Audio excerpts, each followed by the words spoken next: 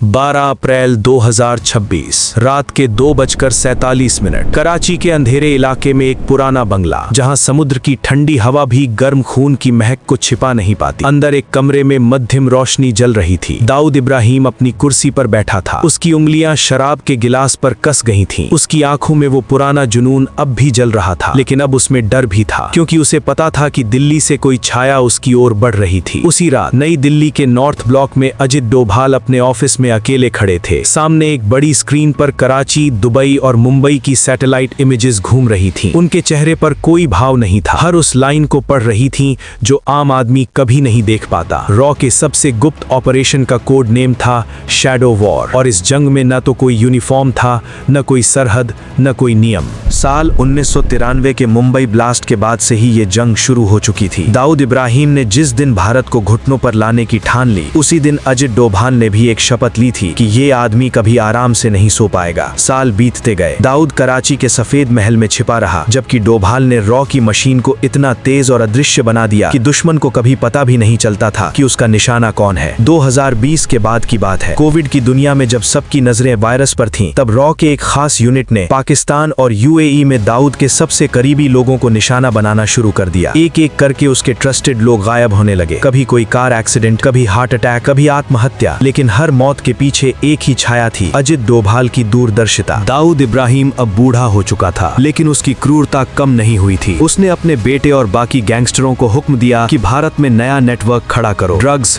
हथियार और terror funding का त्रिकोण फिर से सक्रिय होना था। लेकिन इस बार दुश्मन पहले से कहीं ज्यादा खतरनाक था, क्योंकि अब रॉ के पास ड्रोन, सैटेलाइट और साइबर वॉरफेयर की वो ताकत थी जो दाऊद की कल्पना से भी बाहर थी। एक रात दुबई के एक लग्जरी अपार्टमेंट में दाऊद का सबसे भरोसेमंद आदमी, जिसे वो अपना दाहिना हाथ मानता था, अचानक लाश बनकर मिला। गले में गोली और सीने पर एक छोटा सा निशान, रॉ का सिग्नेचर। दाऊद ने जब ये खबर सुनी तो उसका गिलास उसके हाथ से छूटकर गिर गया। पहली बार उसे एहसास हुआ कि अब वो शिकारी नहीं, शिकार है। अजीत डोभाल ने कभी भी अपनी जीत का ढिंडोरा नहीं पीटा। वो चुपचाप काम करते थे। उनकी रणनीति सरल लेकिन घातक थी। दुश्मन को अंदर से खोखला कर दो, उसके सहयोगियों को तोड़ दो, उसके पैसे के रास्ते बंद कर दो, और फिर धीरे धीरे उसे अकेला कर दो। उन्होंने दाऊद के ड्रग्स रूट्स को यूरोप और अफ्रीका में तोड़ना शुरू कर दिया।